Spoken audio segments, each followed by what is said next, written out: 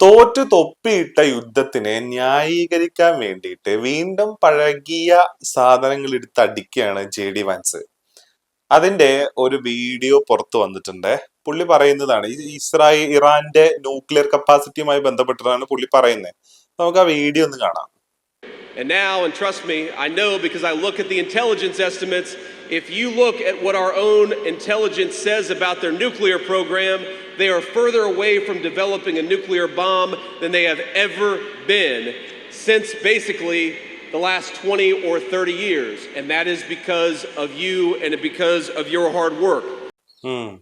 ഇതാണ് ഞാൻ നേരത്തെ പറഞ്ഞിട്ടുള്ള ആ ഒരു ന്യായീകരണം. അതായത് നമ്മുടെ ഇന്റലിജൻസ് വൃത്തങ്ങളൊക്കെ പറയുന്നത് നമ്മൾ നോക്കുകയാണെന്നുണ്ടെങ്കിൽ ഞാൻ നിങ്ങളോട് വളരെ ശക്തമായിട്ട് പറയുന്നു, ഇറാൻ ഇപ്പോ അവരുടെ ന്യൂക്ലിയർ ബോംബ് നിർമ്മാണത്തിൽ നിന്നും എത്രയോ അകലെയാണ്. ഇതിനു മുന്നേ ഉണ്ടായിരുന്ന 20-30 വർഷങ്ങൾക്ക് മുന്നേ അതിനേക്കാൾ അപ്പുറത്തേക്ക് അവര് പോയി കഴിഞ്ഞു. അതിനേക്കാൾ അപ്പുറത്തേക്ക് അവരുടെ സ്വപ്നങ്ങൾ പോയി കഴിഞ്ഞു എന്നുള്ളതാണ് JD വാൻസ് പറയുന്നത്. അതായത് നമ്മൾ ചെയ്തത് അത്ര വലിയ സിമ്പിൾ സാധനമൊന്നുമല്ല. നമ്മളവിടെ ബില്യൺ കണക്കിന് ഡോളർ കൊണ്ടുപോയി പൊട്ടിച്ചതും കുഴിച്ചിട്ടതും വെറുതെ ഒന്നുമല്ല. നമ്മൾ ഈ ഇറാന്റെ ന്യൂക്ലിയർ ബോംബ് നിർമ്മാണം എന്ന് പറയുന്നത് വർഷങ്ങൾക്ക് അപ്പുറത്തേക്ക് തള്ളി മാറ്റി വെക്കാൻ നമ്മളെ കൊണ്ട് സാധിച്ചു എന്നൊക്കെയാണ് പറയുന്നത്. എങ്ങനെയുണ്ട് കാര്യങ്ങള്?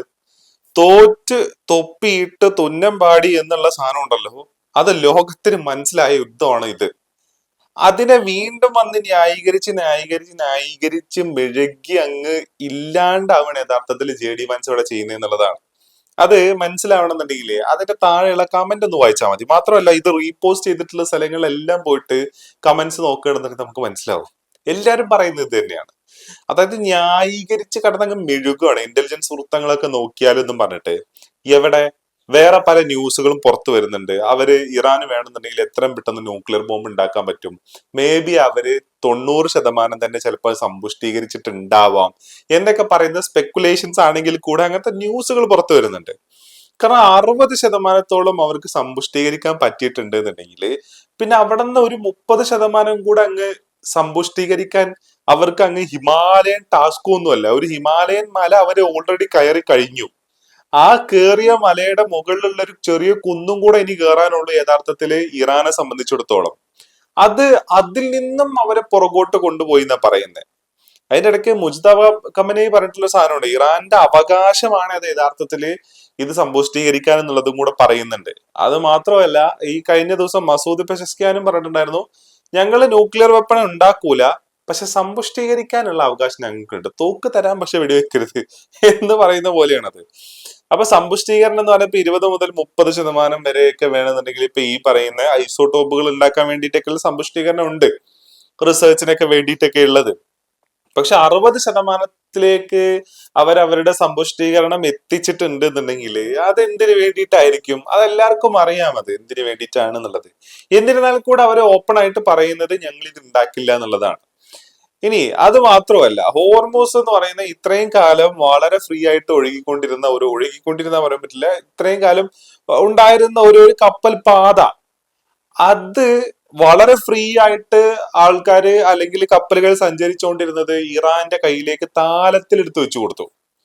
അത് മാത്രമല്ല, ഇത്രയും കാലം ഇവര് തന്നെ തടഞ്ഞു വെച്ച, ഇവര് തന്നെ പലതരത്തിലുള്ള ഉപരോധങ്ങൾ കൊടുത്തിട്ടുള്ള ഇറാന്റെ പല ഫണ്ടുകളും വിട്ടുകൊടുക്കുന്ന രീതിയിലേക്ക് കാര്യങ്ങൾ എത്തപ്പെട്ടു. അതായത് ഖത്തറിൽ തടഞ്ഞു വെച്ചിട്ടുള്ള ആ 6 ബില്യൺ ഡോളർ യഥാർത്ഥത്തിൽ ഇറാന് റിലീസ് ചെയ്ത് കൊടുക്കാം എന്നുള്ള വ്യവസ്ഥയിലേക്ക് എത്തിയായിരുന്നു. അതിന്റെ ആദ്യത്തെ ഗഡുവായിട്ടുള്ള 3 ബില്യൺ ഡോളർ വളരെ പെട്ടെന്ന് തന്നെ റിലീസ് ആവുന്നുള്ള വിവരങ്ങളാണ് ദോഹയിൽ നടന്നിട്ടുള്ള ചർച്ചയുമായി ബന്ധപ്പെട്ട് വരുന്നത്. അപ്പൊ ആ റിലീസ് എന്ന് പറയുന്നത് ഇറാനിലേക്ക് ഭക്ഷണം, ആവശ്യത്തിനുള്ള മരുന്ന് പോലെ സാധനങ്ങൾ എത്തിച്ചു കൊടുക്കും എന്നുള്ളതാണ് പറയുന്നത്. അത് ഏതെങ്കിലും തരത്തിൽ ആവശ്യമില്ലാത്ത കാര്യങ്ങൾക്ക് വേണ്ടിയിട്ട് ഉപയോഗിക്കുക എന്നുള്ള മോണിറ്ററിംഗ് ഒക്കെ ഉണ്ടാവും എന്നുള്ളത് പറയുമെങ്കിലും ഒരു രാജ്യത്തെ സംബന്ധിച്ചിടത്തോളം അവർക്ക് വേണ്ട ഭക്ഷണം, അവർക്ക് വേണ്ട മരുന്ന് പോലെ സാധനങ്ങൾ എത്തിക്കുക എന്ന് പറയുന്നത് തന്നെ വളരെ ഇമ്പോർട്ടന്റാ. അവര് ഓയിൽ വിൽക്കുന്നത് അവരുടെ രാജ്യത്തുള്ള പൗരന്മാരുടെ ഡെവലപ്മെന്റ്സിന് വേണ്ടിയിട്ടാണല്ലോ. അപ്പൊ ആ ഡെവലപ്മെന്റിന് വേണ്ടിയിട്ട് ഇവര് തടഞ്ഞു വെച്ച പൈസ ഇവർ തന്നെ റിലീസ് ചെയ്ത് കൊടുക്കുന്ന രീതിയിലേക്ക് കാര്യങ്ങൾ മാറുന്നു. മാത്രമല്ല, എന്റെ മുന്നത്തെ വീഡിയോയിൽ പറഞ്ഞ പോലെ ഈ ഇസ്രായേലിയരെ അമേരിക്കക്കാരുടെ അടിമകൾ എന്ന് ഇൻഡയറക്റ്റ് ആയിട്ട് അബ്ബാസ് അറാക്ചി പറയുകയും ചെയ്യുന്നു. അപ്പോ ഇങ്ങനെ എല്ലാ തരത്തിലുള്ള ബെനിഫിറ്റും ഇറാന് കിട്ടിയ ഒരു തരത്തിലുള്ള ബെനിഫിറ്റും ഒരു തരത്തിലുള്ള ഒരു എന്താ പറയാ ഒരു ഷോക്കേസ് ചെയ്യാൻ പറ്റുന്ന ഒരു വിക്ടറിയും ഇല്ലാത്ത യുദ്ധത്തിൽ അമേരിക്ക ഏർപ്പെടുകയും അവസാനം അത് പൊളിഞ്ഞ് പാളീസായി പണ്ടാരടങ്ങുകയും ചെയ്ത് ലോകത്തിന് മൊത്തത്തിൽ അത് മനസ്സിലായി. തന്റെ കുഞ്ഞാടുകളായിട്ടുള്ള ഇസ്രായേലിന് വരെ ആ കാര്യങ്ങൾ മനസ്സിലാവുകയും ഇസ്രായേലിന് വരെ അതിനെതിരായിട്ടുള്ള പ്രതിഷേധം നിലനിൽക്കുകയും ചെയ്യുന്ന സമയത്താണ് ഇങ്ങനെ വന്ന് ന്യായീകരിച്ച് മെഴുകുന്നതെന്നുള്ളതാണ്. 30, 40, 20 വർഷങ്ങൾക്ക് എന്താണ് മുന്നേ ഉണ്ടായിരുന്ന അത്രയും ഒരു ഇതിലോട്ട് നമ്മൾക്ക് അവരെ കൊണ്ടുപോകാൻ പറ്റി. അവർ further away from making nuclear bomb എന്നൊക്കെ പറഞ്ഞിട്ട് ആരോടാ യഥാർത്ഥത്തിൽ ഇത് പറയുന്നേ? ഈ 60% മാത്രമാണ് അവർ സമ്പുഷ്ടീകരിച്ചിരിക്കുന്നത് എന്നുള്ള ഇൻഫർമേഷൻ നിങ്ങൾക്ക് എവിടെന്നാ കിട്ടിയേ ആദ്യം? ഇനി അവർ 90% സമ്പുഷ്ടീകരിച്ച് വെച്ച് 60 എന്ന് പറയുന്നതാണെങ്കിൽ ഇങ്ങനെ കുറേ കാര്യങ്ങളുണ്ട് യഥാർത്ഥത്തില്. അപ്പോ വീണ്ടും തോറ്റ യുദ്ധം കടന്നിങ്ങനെ മെഴുകുക, ന്യായീകരിക്കുക എന്നുള്ളതാണ്. അല്ലാതെ ഈ ഒരു സന്ദർഭത്തിൽ ഇനിയിപ്പോ വേറൊന്നും പറയാനില്ല എന്നുള്ളതും കൂടിയാണ്.